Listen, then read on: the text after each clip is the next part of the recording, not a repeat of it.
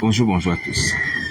Tant que vous êtes dans cette situation, vous continuez à faire le mal. Vous voyez? Ça veut dire que le nombre de victimes augmente. Le nombre de forces augmente. Le nombre de péchés augmente. Et vous vous enfoncez un peu plus et vous vous rapprochez aussi du châtiment. Parce que plus le temps passe, plus le châtiment aussi avance. Souvenez-vous que le Seigneur Jésus a dit à Jabez, je suis donné du temps afin qu'elle se repentir. Mais si elle ne veut pas se repentir, elle sera punie. Oui, le temps que Jésus-Christ nous a donné pour nous repentir est en train de filer.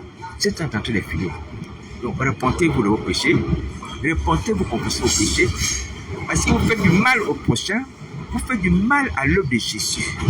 Donc vous utilisez le nom en vain pour mentir et pour séduire. Pour lever les âmes au diable. Oui. Vous péchez contre vous-même. Parce que vous levez vos âmes à Satan. Vous vous suivez les uns les autres avec des esprits malins. Repentez-vous, sinon vous serez supprimés. Sinon vous serez supprimés. Vous allez périr dans les temps de feu, le souffle. Et là-bas, vous allez regretter pourquoi vous n'avez pas pris le temps de vous repentir. Je vous dis la vérité, vous pouvez vous en sortir. Arrêtez de vous résigner. Arrêtez de penser que pour nous, il n'y a plus de solution. Non, c'est pas vrai. C'est pas vrai. Jusqu'à ça, ne ment pas. Vous savez qu'il ne ment pas. Et ce qu'il dit est vérité. Il vous dit, si nous confessons nos péchés, il est venu nous pardonner plus vite que plus. Vous confessez vos péchés, vous êtes pardonnés, selon ce que la Bible dit.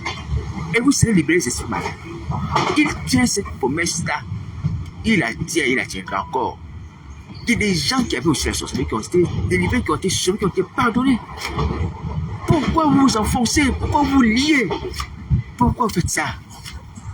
Non seulement je vous dis tout à l'heure, à vous-même déjà, à l'œuvre de Jésus, au prochain. Vous voyez? Satan et ces démons sont condamnés. Vous n'êtes pas le même sort que Satan. Vous n'êtes pas des démons. Vous n'êtes pas Satan, le diable. Vous êtes des esprits humains. Vous êtes des êtres humains. Vous avez été créés à l'image de Dieu. Et vous avez la grâce de Jésus. Son sang a coulé. Saisissez cette grâce aujourd'hui. Nous sommes samedi. S'il y a quelqu'un qui ne travaille pas, c'est bien. Va au pied de Christ. Demandez ta délivrance. Confessez tes péchés. Va faire ça. Au lieu d'aller sortir, d'aller faire une fausse évangélisation qui ne sert à rien, plutôt que les intérêts du malin. Faire encore des prosélytes, des fils du diable, des fils d'AGN. Arrêtez ça, arrêtez ça. Donc je vous préviens, le temps est en train de passer. Mes amis, c'est possible d'en sortir. C'est possible. Juste la volonté. Tu as la volonté, tu vas t'en sortir. Tu as la volonté, tu vas t'en sortir. Et j'ai pris encore pour l'enchantement, la divination et sortilège, tous les yeux du diable qui vous aveuglent, soient déchirés, comme on voit le temple. Autour du sang de Jésus Nazareth. Dis Amen.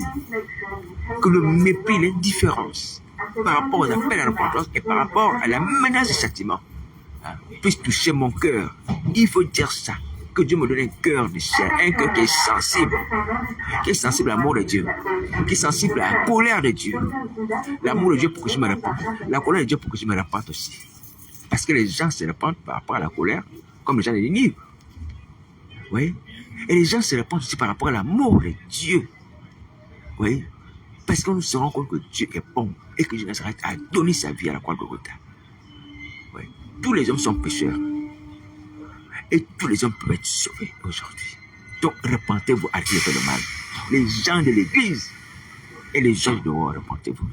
C'est la même maladie qui permet au gouvernement d'avoir la même médecine, sinon le même médicament. La repentance. La repentance au pied de Jésus Nazareth. Mangez la chair de Christ, buvez son sang. Et je suis malade, vous quitter. Vous serez libérés. Vous serez affranchis. Je vous dis la vérité. Ne vous leurrez pas, ce monde va finir. Il va finir. Tout ce qui est ici va disparaître. C'est parce que nous sommes surpris aujourd'hui. Nous sommes en vie, vous voyez, par la volonté de Jésus. Personne n'a le pouvoir de retenir le souffle de vie. Personne ne se lève le matin pour dire que je vais respirer aujourd'hui de l'air. Tu te lèves le matin, tu respires. Ça vient de Dieu. Tu peux ne pas te réveiller et ton souffle serait déjà parti. Donc fais attention à ta vie. Mon frère, ma soeur, fais attention à ta vie. Repends-toi, tu peux y arriver. Repends-toi, Malachie s'est repenti. Cette femme qu'on appelle pécheresse est venue pleurer au pied de Jésus-Christ.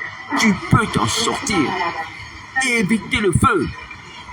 C'était un mensonge que Satan vous dit, si vous repentez, il va vous tuer. Et que comme il y a beaucoup péché, vous ne pouvez pas repentir, c'est un mensonge, c'est un mensonge. Vous pouvez aussi avoir la délivrance. Et encore les enfants de Dieu qui sont châtiés comme Paul, vous pouvez chasser l'esprit de Python dans la vie de cette femme. Donc il y a encore les gens qui ont le pouvoir de chasser des démons. Pour cet esprit, et par qui Jésus agit, qui peut vous redonner les esprits malades vous quitter, à condition que vous soyez sincère. D'être sincère, ils vont jeûner. Ils vont supplier le Seigneur Jésus qui va permettre cette délivrance. Approchez-vous de ces gens-là. Au lieu de perdre du temps dans les futilités. Ah, Seigneur Jésus, au lieu de perdre du temps, réveillez-vous. Réveillez-vous, réveillez-vous sur le temps de la repentance, le temps de la délivrance, le temps de votre salut. Arrêtez de vous entêter dans le mal. Pardonnez-moi, ce n'est pas une injure, mais c'est une façon de dire arrêtez de vous obstiner dans le mal. Pour rien du tout. Pour rien. Pour ce que je dis encore aujourd'hui, mes amis, le nombre de péchés, le nombre de victimes ne doit pas augmenter. Il faut éviter ça, il faut éviter ça. On ne peut pas vivre comme ça tous les jours, chercher à faire le mal, méditer le mal. Blocage, malédiction, tuerie, adultère. Tout ça, c'est tout ce qu'on médite, tout ce que Satan vous donne comme projet, c'est ça. Les listes des personnes qu'il vous donne, c'est pour faire le mal. Mais comment on peut vivre comme ça? Comment on peut vivre comme ça? Vous qui n'aimez pas le mal aussi, vous n'aimez pas que le malheur aussi vous atteigne. Vous atteigne. Mais pourquoi vous voulez que le malheur atteigne les autres? Pourquoi vous voulez ça? C'est pas vrai. Arrêtez cette méchanceté-là, arrêtez ça. Allez vous repentir. La délivrance est possible. Le Seigneur Jésus a dit, si on se repent, on confesse les péchés, il délivre les esprits malins. C'est ce qu'il m'a dit à notre sujet. Je vous dis la vérité. Arrêtez le mal, et je peux que le sang de Nazareth annule toutes les missions que vous avez reçues cette nuit, ou ce matin, ou ce jour, ou toute cette fausse évangélisation. Tous ceux qui sont sur Internet, qui sont mes contacts, que le sang de Christ annule cela. Les églises apparaissent pareil, que Satan soit lié, jeté dehors. C'est lui l'homme qui n'a pas le vêtement de noces. Il doit être lié, jeté dehors, dans les ténèbres. Voilà, donc voici la parole de Nazareth. Repentez-vous de vos péchés. Quittez le diable, quittez la sorcellerie, quittez les sectes, quittez le mensonge, les tueries, les meurtres. Christ vous appelle et vous aime et veut vous sauver encore. Il veut vous sauver encore pour les personnes qui avaient déjà connu le salut. Mais Christ est encore prêt à vous sauver encore. Il pardonne. Et la Bible dit que le juste tombe 7 fois et 7 fois il se relève. Oui. À partir du moment où tu étais chrétien, ça veut dire que tu étais juste. Tu étais juste. Tu es tombé. 1 ou 2 fois, 3 fois, peu importe. Le nombre de fois. Et tu vas te relever. Prends courage, ce passage biblique est vivant. Il peut te donner la foi nécessaire pour te relever. Le juste tombe 7 fois, tu vas te relever. Relève-toi. Toi qui es ancien chrétien. Relève-toi, relève-toi. Le juste tombe 7 fois, il se relève. Relève-toi, tu peux y arriver. Cette parole n'est pas vaine. Tu as la capacité de te relever. Si tu te mets 2 fois, 3 fois, peu importe, tu peux te relever. Lis à nouveau vers Nazareth, comme le fils prodigue est reparti vers son père. Mes amis, c'est l'éternité. Je vais en parler encore, je vous assure. J'aime bien le Seigneur Jésus parce que, honnêtement, moi aussi, je ne fais pas trop cas de cette affaire, mais il faut en parler. Nous devons vivre dans cette configuration de la fin des temps. Dans le contexte de la fin des temps, tout ce que nous faisons doit être lié à la fin des temps. C'est la pensée que le Seigneur Jésus m'a donnée ce matin. Vous voyez? Même le fait de porter les vêtements, tu dis, ah, Seigneur, nous sommes à la fin du temps. Est-ce que c'est le moment d'acheter encore les vêtements qui sont chers? Est-ce que c'est le moment d'acheter encore beaucoup de vêtements? On va bientôt partir. Je prends l'essentiel. 2 ou 3 tenues, ça me va. Lorsque l'huile est sale, il y a encore 2 qui sont propres. Je peux encore me changer 2 ou 3 tenues, ça me va. Alléluia. Les chaussures qui sont utiles, pas de futilité. Cette chaussure me sert pour aller faire les chantiers. Cette chaussure me sert pour aller au marché, par exemple. Comme je ne peux pas être, comme une personne qui est sale. Donc, je dois au moins avoir des chaussures de chantier et des chaussures où je peux marcher. Ou pour voir mes amis, ou pour voir les frères et sœurs en Christ, ou pour aller à l'église. Des choses qui sont essentielles pour toi. Je vais revenir là-dessus. Merci Seigneur, je m'en rappelé cela. Je vais revenir là-dessus. Je vais revenir là-dessus lorsqu'on va parler du dépouillement. Alors, je préfère déjà en parler. Sauf que je n'ai pas les textes bibliques sur les yeux. Je reviendrai avec les textes bibliques. Alors, Paul va dire aux disciples, aux gens qui ont cru, de vous dépouiller des œuvres des ténèbres. Alléluia. Dépouillez-vous de toutes les œuvres des ténèbres. Alors, dépouillement, je le vois sur Internet, les gens parlent de dépouillement des œuvres des ténèbres, hein, c'est-à-dire au niveau vestimentaire. Hein, la mode, surtout les femmes, ou les hommes aussi, un peu, mais surtout les femmes, les mèches, toutes ces choses sont les œuvres des ténèbres. Alléluia, on doit se dépouiller. C'est-à-dire qu'on doit ôter cela de nos vies. Alléluia. On doit ôter cela de nos vies, c'est-à-dire des vêtements en rapport au monde, la mode du monde. Toutes ces choses-là, les piercings, les tatouages, hein, même les mèches. Ouais, il faut se dépouiller de ces choses. C'est bien, il faut se dépouiller comme la Bible dit. Il faut se dépouiller. Alléluia. Mais il faut aussi se dépouiller du vieil homme. C'est aussi une parole biblique. Voici pourquoi je vais en parler avec les paroles bibliques. Il faut se dépouiller du vieil homme. Le vieil homme, c'est quoi ou c'est qui? Le vieil homme, c'est de l'ancienne nature. La nature adamique. Hein? Quand nous avons été dans elle, qui vit avec nous lorsqu'on est, nos parents, nos parents. Alléluia. Voilà. Donc, le vieil homme là, il faut se dépouiller du vieil homme. Il faut aussi donc se débarrasser du vieil homme. Et dans le vieil homme, il y a les comportements. Dans le vieil homme, les attitudes. Dans le vieil homme, les désirs. Le désir de la chair. Ou du moins, on va dire que le vieil homme, c'est synonyme de la chair. Et les œuvres de la chair, que vous voyez dans Galates chapitre 5, hein, c'est exactement ça. Hein, les désirs ou les œuvres du vieil homme. Donc, nous devons dépouiller. Alléluia. Donc, Paul parle un langage spirituel. Donc, on doit se dépouiller non seulement des œuvres du malin, des vêtements, des choses comme ça, hein, la mode du monde, vous voyez. Mais nous devons aussi nous dépouiller du vieil homme, de ses attitudes, de ses désirs. Alléluia. Voilà, donc le dépouillement concerne aussi l'ancienne nature. Il ne concerne pas simplement l'aspect extérieur, l'aspect vestimentaire. Il ne concerne pas seulement l'apparence. Hein? Et là, j'insiste sur mes frères et sœurs qui parlent de dépouillement. Ouais. Et pour réussir ce dépouillement, hein, on s'habille comme les gens qui sont saints. Ouais. Des femmes qui portent des longues robes, des choses comme ça, des voiles sur la tête et tout ça. Lorsqu'on se dépouille, on se couvre. Alléluia. Voilà. Donc, et maintenant, lorsqu'on se dépouille aussi du vieil homme, on se couvre non plus de longues robes, mais on est couvert par le Saint-Esprit qui prend la place du vieil homme. Alléluia. Donc, le dépouillement aussi amène un revêtement nouveau, à l'image de Christ, à l'image du royaume des cieux. C'est-à-dire qu'on s'habille comme les anges. Les anges ont de longues robes. Alléluia. Voilà, ils sont couverts. Donc, les femmes comme les hommes doivent couvrir leur corps. Voilà, donc, le dépouillement nous amène aussi à nous revêtir, à nous couvrir de pudeur. Alléluia. Voilà, pour ce qui concerne l'aspect extérieur, l'aspect corporel, l'aspect physique. Oui. Et pour ce qui concerne maintenant l'intérieur, c'est-à-dire notre intérieur, notre personnalité, hein, la chair qui doit être dépouillée, ou nous devons dépouiller, doit mourir et donner, laisser place au Saint-Esprit. Donc, nous devons couvrir le Saint-Esprit. Alléluia. Voilà, on se remplit cet esprit. On doit recevoir cet esprit pour faire mourir la chair, ou du moins pour remplacer la présence de la chair dans nos vies. Donc, le dépouillement s'accompagne d'un revêtement. Revêtement, on va dire revêtement spirituel, hein, d'une nouvelle façon d'apparaître et d'être. Alléluia, d'apparaître physiquement et d'être au niveau comportemental. Vous voyez, qui est conforme au royaume des cieux. Alléluia. Alors, je vais insister encore sur le dépouillement.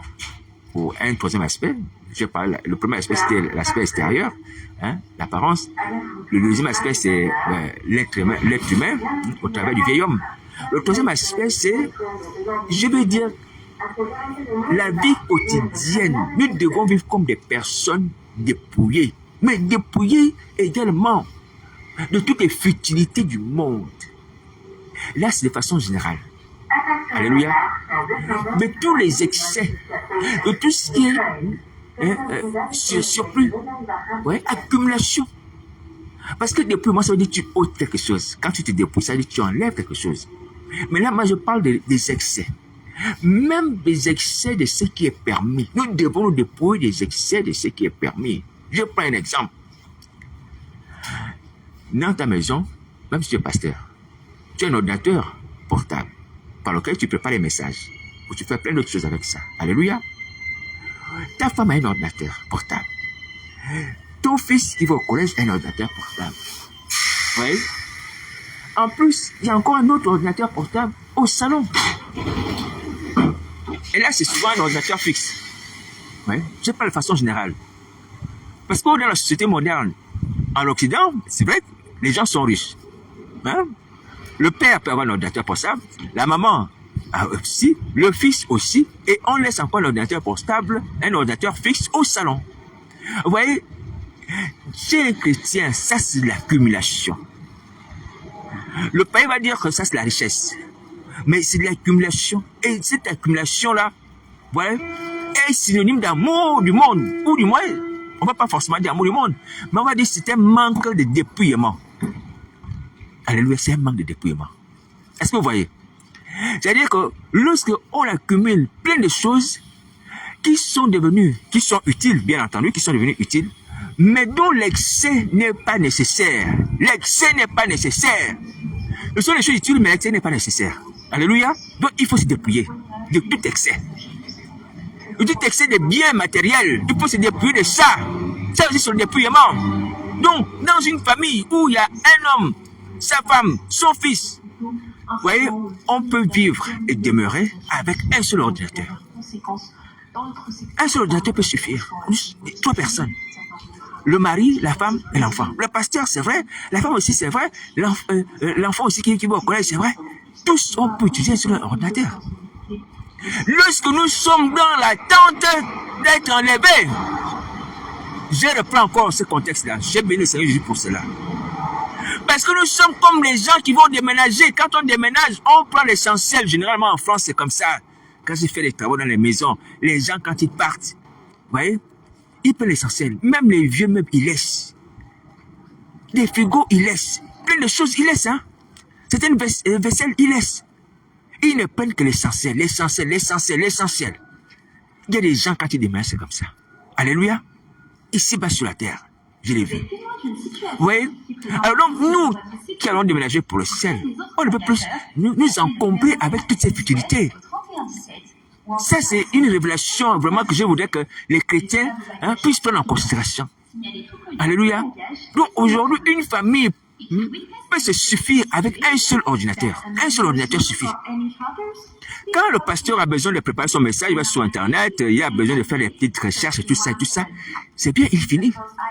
Il passe l'ordinateur à la femme. Si la femme a besoin de faire aussi ses recherches, peut-être pour faire regarder les recettes de cuisine, je ne sais pas, des choses comme ça qui sont utiles, bien entendu. C'est pas pour aller faire les mamans pasteurs sur Facebook, faire des vidéos inutiles. Vous voyez? Ou regarder sa boîte aux lettres. L'enfant vient à l'école, il dit, bon papa, voilà, mon père m'a demandé de faire un exposé, j'ai besoin de faire des recherches. Lui prend aussi l'ordinateur. Ouais. Mais l'ordinateur n'est pas utilisé 24 sur 24. Il est utilisé de temps en temps. De temps en temps. Donc du coup, 3 personnes peuvent se suffire avec un ordinateur. Un seul ordinateur peut suffire à 3 personnes. Surtout dans le contexte, le contexte, retenez bien ça. Le contexte de l'enlèvement, ça nous amène à changer notre façon de vivre. Il n'y a plus d'accumulation même des choses qui sont utiles. Retenez ça, hein? Je vous dis la vérité. C'est ce qu'a pensé de Jésus. Alors, je vais agrémenter ça en vous rappelant quelques exemples que Paul avait pris. Paul va parler même des mariages. Hein? Il va dire que ceux qui sont mariés, sont comme n'étant pas mariés, parce que le temps est proche, Seigneur. Il dit, ceux qui sont mariés, sont comme n'étant pas mariés, parce que le temps est proche. Autant de Paul, voici ce qu'il disait. Vous voyez, il va dire encore que ceux qui usent du monde, c'est-à-dire ceux qui ont les biens du monde, là, hein?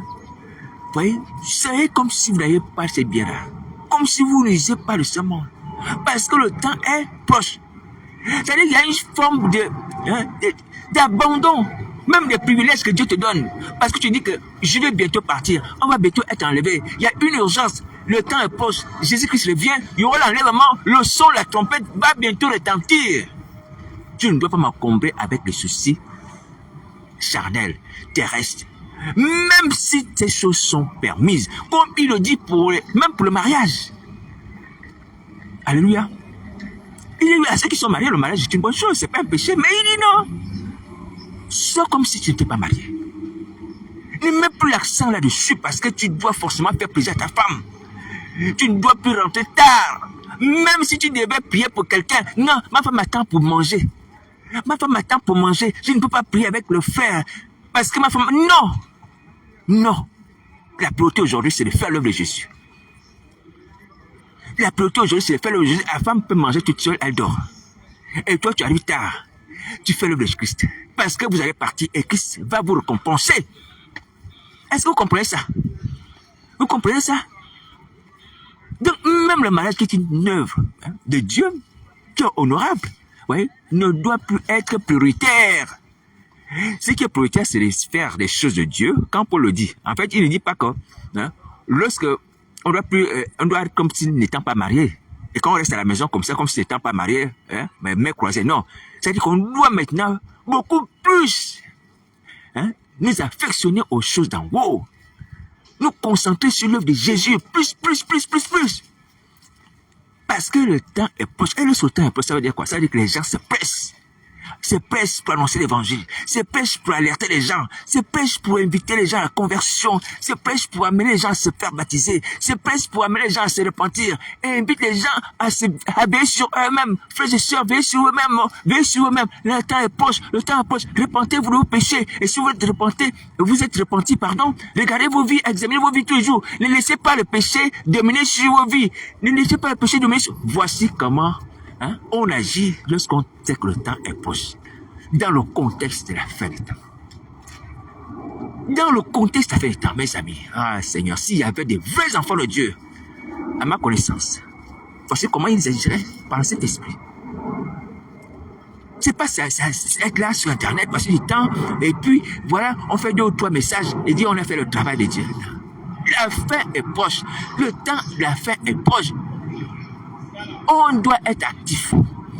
On doit être zélé. Non pas zélé parce qu'on doit montrer qu'on fait beaucoup de travail. Non, on doit être zélé parce que le temps avance, le temps avance. Jésus de Nazareth arrive. Est-ce que vous voyez? Alors donc du coup, pour revenir sur le dépouillement, sur le troisième aspect du dépouillement, dont je parlais un peu de la vie quotidienne, de tous les jours, c'est-à-dire pour ce qui concerne l'accumulation des biens, il faut faire attention. Il faut faire attention. C'est pas mauvais d'avoir une voiture. Le Seigneur Jésus a donné une voiture. Alléluia. Mais toi, tu as une voiture. Ta femme a une voiture. Tout ça, c'est de l'accumulation. Ça ne sert plus à rien au temps où nous sommes. Tu ne peux plus avoir une voiture et ta femme avoir une voiture. Tu es un homme de Dieu. Tu es un pasteur, tu es un frère en Christ. Non, ça ne doit plus se faire. Même si vous avez les moyens aujourd'hui, il faut vivre modestement, plus que modestement. Accepter cela comme un sacrifice agréable à Dieu. Parce qu'on va partir, on n'accumule plus. Donc, si tu as une voiture, c'est une bonne chose. Ta femme a une voiture, c'est une bonne chose. Mais vous vendez la voiture, ou l'une des voitures, vous restez avec une seule voiture et c'est suffisant. Et si c'est vraiment nécessaire d'avoir la voiture, parce qu'il y a des gens qui habitent Paris, tu vois, qui n'ont pas besoin de voiture pour aller au travail. Même les vélos que la mairie de Paris loue là, vous voyez, je pense que c'est 20 € par mois ou 30 € par mois, ça te permet pour aller au travail avec ça. Paris, c'est pas une grande ville, Tu peux aller à Paris à pied au travail, tu reviens à la maison. Il m'arrivait de marcher à Paris, d'aller d'une direction à l'autre à pied. Oui, c'est pas que forcément tu vas te fatiguer et tu vas perdre connaissance parce que tu vas marcher à Paris. Non, c'est pas vrai. Mais vous voyez comment Dieu facilite les choses. Aujourd'hui à Paris, par exemple, même il y a des gens qui sont bien, qui ont des bonnes situations sociales et professionnelles et qui n'ont pas de voiture, qui préfèrent marcher, qui préfèrent prendre les vélos en location, la mairie de Paris. Ouais, tu payes un abonnement. Parce que tu ne veux pas accumuler les choses qui ne sont pas nécessaires. Est-ce que c'est nécessaire d'avoir une voiture à Paris? Surtout qu'à Paris, le stationnement est coûteux. Tu veux déjà une place de parking, c'est difficile. En plus, c'est coûteux. Ouais. Quand ça ne te sert pas, à titre personnel. Mais si tu as une voiture, tu te dis, bon, ma voiture sert pour l'évangélisation à l'église. Là, c'est bon, gloire à Dieu. Ta voiture sert pour l'évangélisation à l'église. Tous les samedis, tu mets à disposition ta voiture. Vous allez dans les rues de Paris, ou circuler, vous parlez aux gens et tout ça. Ça, c'est bien. Là, tu peux avoir une voiture. Faisons des choses lorsque les choses sont utiles pour le royaume des cieux, mes amis. Mettons les moyens, le matériel, tout ce que nous avons pour le royaume des cieux. Nous sommes à la fin des temps. On va partir. Accumulons de bonnes heures. Accumulons des bonnes heures. Et diminuons ou bien séparons-nous des biens qui sont inutiles. Qui sont inutiles. Qui sont inutiles, qui ne sont pas nécessaires. Alléluia. Donc, pour ce qui concerne la voiture, si la voiture te sert vraiment pour que tu ailles au travail parce que tu habites loin, oui. Avec une seule voiture, ça suffit. Et si tu peux aussi mettre cette voiture, et ce que je te souhaite de faire, au service de l'évangile, pour aller et trouver d'autres personnes, contacter des personnes, des frères et sœurs pour l'évangéliser, c'est bien. Tu as programmé ta voiture comme ça, elle va servir à l'œuvre de Dieu, mais c'est bien. Tu es un homme béni, tu es un bon ouvrier. Alléluia. Oui, donc nous devons vivre dans le contexte de la fin des temps. Il y a un certain nombre de comportements que je voudrais nous révéler. Alléluia. Comme Paul l'a dit par rapport au mariage, il a dit, bon, par rapport au mariage, il dit que ceux qui sont mariés sont comme n'étant pas mariés à cause du temps, le temps qui est proche. Ou ceux qui usent du monde sont comme n'étant pas, comme n'usant pas le monde, ceux qui ont les biens matériels. Vous voyez, même si tu es célibataire, tu n'as pas trouvé de mari, tu n'as pas trouvé de femme, le temps est proche. Occupe-toi de servir le Seigneur dans le jeûne, la prière. Ma sœur, surtout les sœurs, je n'ai plus. C'est vrai que, je l'ai dit, la situation des sœurs célibataires, vous voyez, ça me donne beaucoup de peine. Alléluia. Mais prie, le Seigneur Jésus va te garder des maris de nuit. Alléluia. Que ce ne soit pas une porte ouverte. Ton célibat ne soit pas une porte ouverte pour que les maris de nuit puissent se convoiter. Ou même les hommes. Le jour. Alléluia. Si c'est le Seigneur dans le jeûne de la prière, tu vas être en même de supporter et de vaincre des tentations qui vont venir auprès de toi. Parce que tu t'es dit le temps approche. Si le Seigneur me donne un mari, c'est bien, si me donne pas, c'est pas grave. Mais je le sers dans le jeûne de la prière. Et tu mets toujours ta situation de célibat dans le jeûne de la prière. Non seulement que si Dieu le veut, il te donne un mari, si Dieu ne veut pas, mais qu'il te donne toujours le zèle pour aller au veille des prières, pour jeûner pour son œuvre, l'église. Alléluia.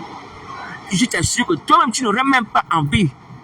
Ça va même peut te venir à une préoccupation que il faut que je me marie forcément, Ce sont les gens qui vont t'influencer, la famille. Oui. Mais tu sais peut te donner envie. Si tu as un cœur de faire l'œuvre de Christ et tu penses que tu veux la priorité sur l'enlèvement. Alléluia. Ça peut venir comme une série sur le gâteau et puis paf, le Seigneur lui-même lui dit, bon, dans sa grâce, Dieu donne à la sœur là un mari avant l'enlèvement. Alléluia. Voilà. Donc, ne te dis pas, comme un frère m'avait avoué cela il y a longtemps. On était encore des jeunes à l'université. Il me disait, si le Seigneur vient et il nous prend là, franchement, moi, je ne serais pas très content. À peu près comme ça. Il dit, parce que je ne me suis pas marié. Je lui souhaité me marier d'abord sur la terre. Et comme ça, si le Seigneur Jésus vient, il nous prend. Oui, je connu la femme et tout ça. Moi, c'est ce qu'il disait à l'époque. Bon, ouais, ce sont des pensées qui sont charnelles. Vous voyez, c'est pas bien. Pas bien. Bon, il y a souvent eu un peu de déviations dans nos propos, lorsqu'on est jeune dans la foi, parce que moi aussi j'étais jeune encore dans la foi à ce moment, vous voyez, des choses comme ça. Mais c'est pas moi qui ai tenu tel propos, mais je ne veux pas dire que je ne peux pas aussi les tenir. Cependant, on ne peut pas mettre un frère en enlèvement au dire qu'on n'est pas content d'être enlevé parce qu'on n'a pas connu le mariage. Non, ça c'est la chair. Vous voyez, ceux qui sont mariés ne sont pas forcément les gens les plus heureux. Il y a des gens qui sont mariés qui sont plus malheureux que ceux qui sont célibataires. Alléluia. Il y a des célibataires heureux. Et il y a les mariés aussi qui sont malheureux. Il y a des gens qui se disent même, comment j'ai fait pour m'en sortir de ce mariage-là? Mais j'ai pris un engagement, j'ai doté la femme et tout ça. Quelle erreur! Quelle énorme erreur! Ouais, mais qui sont obligés de supporter. Les hommes comme les femmes. Comment j'ai fait pour accepter cet homme? Au début, il était gentil. Maintenant, il m'a montré son vrai visage. Mais il y a déjà des enfants. Comment faire? Bon, obligé de supporter. Donc ça devient maintenant quoi? Un fardeau. Ouais, un fardeau. Ouais, un mariage amer. Un mariage au goût amer, il y en a comme ça. Ouais, qui pleurent. On entend souvent que les femmes, les pasteurs sont comme ça, elles souffrent en silence. À cause de l'infidélité de leur mari. Mais elles sont là, maman pasteur, obligées d'afficher la joie, le bonheur, la fidélité. Mais elles souffrent à cause de l'infidélité des maris. Donc il faut vous repentir, les hommes pasteurs, pas les hommes pasteurs, les pasteurs hommes. Et il faut vous repentir. Vous êtes infidèles à vos femmes. Repentez-vous, vous arrêtez ça. Vous arrêtez ça. C'est pas possible. Nous avons des gens qui délivrent l'amour du monde, qui délivrent l'amour des femmes, qui délivrent l'amour de l'impudicité. Je sais que Satan agit par l'enchantement. Mais le sang de Christ brise l'enchantement. Ça brise l'enchantement. C'est un désir de la chair aussi. Mais Satan vient ajouter encore l'enchantement, c'est-à-dire un sortilège. Donc, mais le sang de Christ agit sur l'enchantement et la croix agit sur la chair. Vous savez ces choses. Agissez. Oui? Appliquez ça. Et restez fidèles à vos femmes. Donc, voici la parole du Seigneur Jésus. Je disais toujours que, pour ceux qui ont le mariage, oui. Donc, un célibataire peut être heureux. Mais le célibataire qui est heureux, il doit se dire, bon, mais c'est pas grave. J'ai pas connu de femme. Je n'ai pas été marié dans le monde. Les gens se moquent de moi. Tu vas à l'église, tu n'as pas de femme. Tu vas à l'église, tu n'es pas marié. Tu vas à l'église, tu n'as pas d'enfant. C'est pas grave, c'est pas grave. Alléluia. Serge Jésus-Christ Nazareth, dans le jeu de la prière, tu seras récompensé. Et ne te dis pas comme le Seigneur, l'Éternel Dieu peut dire que les nuques ne disent pas que je suis un arbre sec. Non. Dans la maison de l'Éternel, tu as des récompenses. Des récompenses énormes. Alléluia.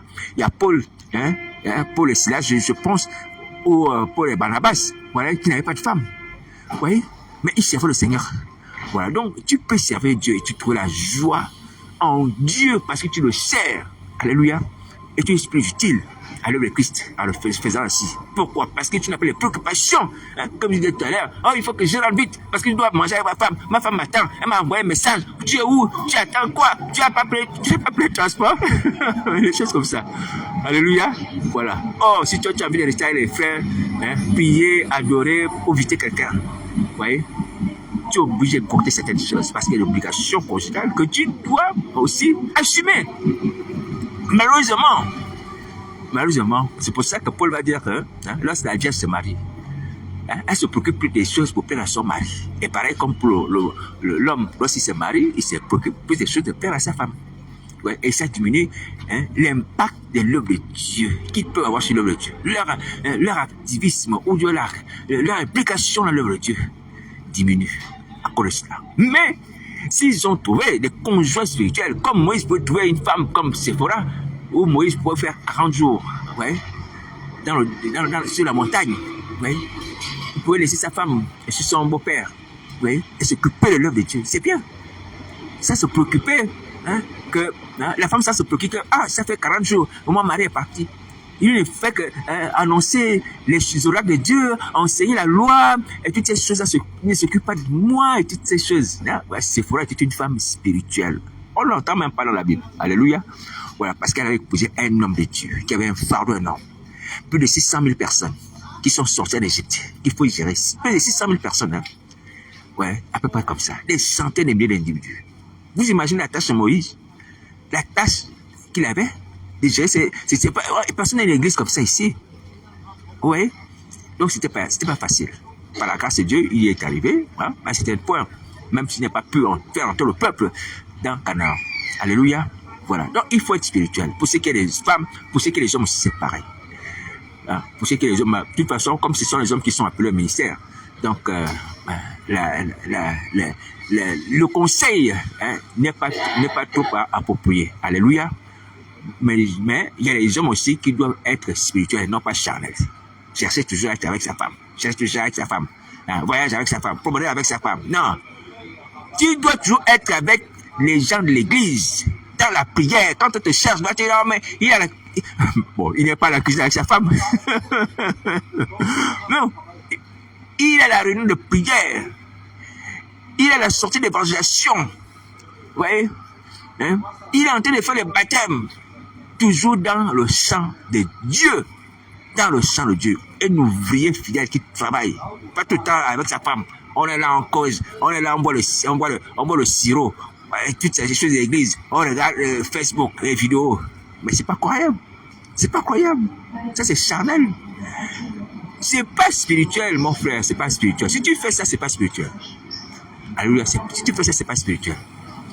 Mes amis, mes frères et sœurs, je vous assure, Seigneur. Disait son God. On ne travaille pas.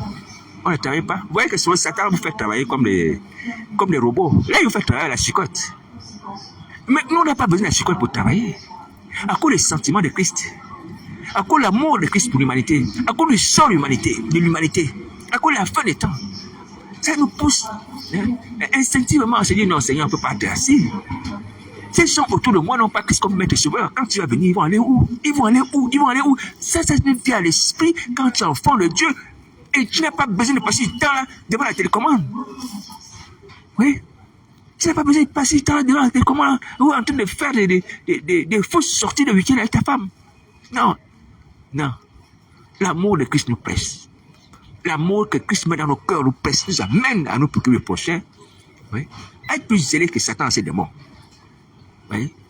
Alors, donc, voici la page de Nazareth, celle que je voulais partager avec vous. Bon, j'ai rajouté ce qu'il y a à faire, ce qui me venait à l'esprit, que j'avais prévu, parler de dépouillement. Donc, insister sur ces 3 aspects. Hein, sur le dépouillement par rapport aux œuvres des ténèbres, c'est bien.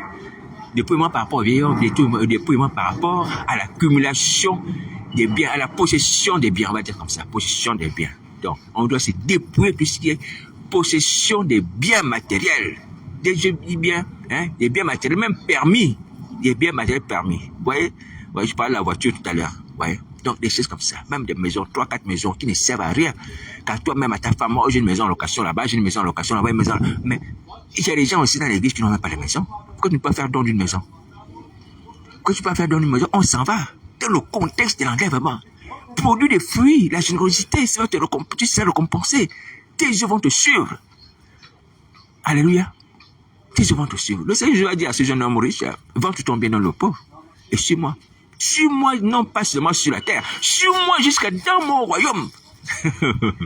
Suis-moi jusqu'à dans mon royaume. Alléluia.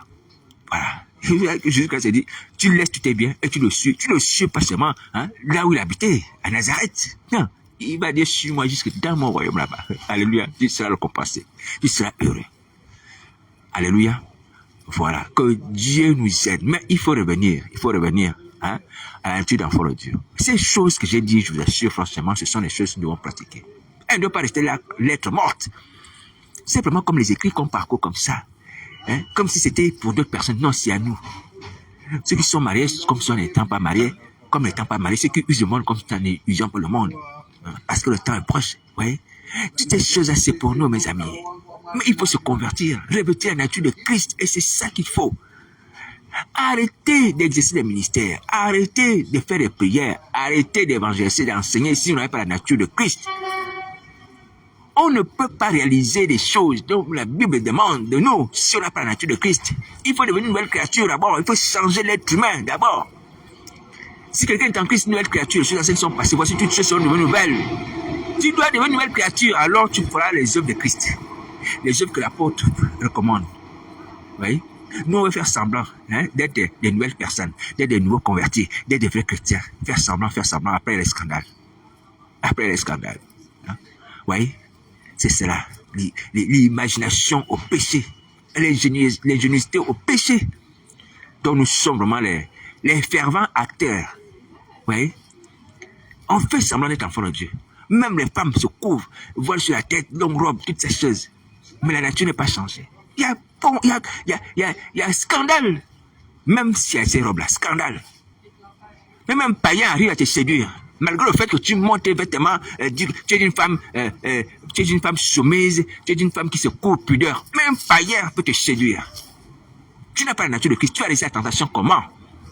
Malgré tes vêtements que tu montes sur Internet là, femme couverte avec longue robe, un païen peut te séduire et tu vas tomber. Parce que tu n'as que la chair. Tu n'es pas crucifié. Tu n'as pas été crucifié avec Christ. Et tu n'as pas revêtu le Saint-Esprit. Tu as laissé la tentation comment? Tu es des faux protestes qui disent, ah, mais je suis servant de Dieu. Hein? Moi, je suis à l'église. Hein? Je suis là. Hein? Ça, c'est du baratin. Du vrai baratin. Ouais? C'est pourquoi il y a des scandales malgré vos habillements hein, extérieurs là, qui montrent une certaine piété, mais qui est vaine. Donc, il faut arrêter tout ça. Hein? Devenir enfant de Dieu, c'est possible. Il suffit de demander à Jésus que tu veux devenir enfant de Dieu. Et Jésus, quand ça est vivant, il est présent. Tu dis, Seigneur Jésus, je m'approche à toi, pardonne mes péchés. Je t'accepte comme maître et Seigneur de ma vie. Fais de moi un enfant de Dieu. Voilà. Demeure dans ma vie. Libère-moi l'esprit impur. Donne-moi ton esprit saint. Et tu vas changer. Et réellement, tu vas changer. Et à ce moment-là, tu pourras porter hein, des vêtements hein, de femmes vertueuses ou d'hommes vertueux. Voilà. En toute honnêteté et en toute vérité. Tu auras revêtu l'esprit de Dieu. Tu auras revêtu la nouvelle nature. Tu pourras résister aux tentations. Alléluia. Voilà. Donc, voici la parole du Seigneur Jésus. Vous voyez, c'est un risque que vous prenez. Hein.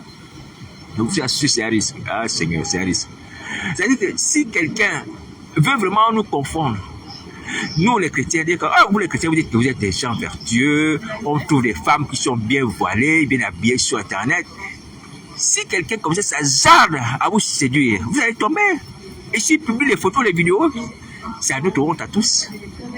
Arrêtez ça, vous n'avez pas la nature de Christ, vous ne pouvez pas supporter les tentations.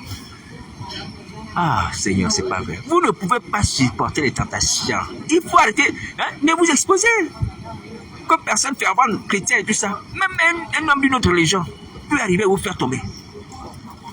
Peut arriver à vous faire tomber. Vous n'êtes pas Christ, vous n'êtes pas le Saint-Esprit. Vous restez avec quoi? Vous restez avec quoi? Il faut arrêter ça, il faut arrêter ça. Donc, voici la parole de Dieu, ça arrête. Bon courage.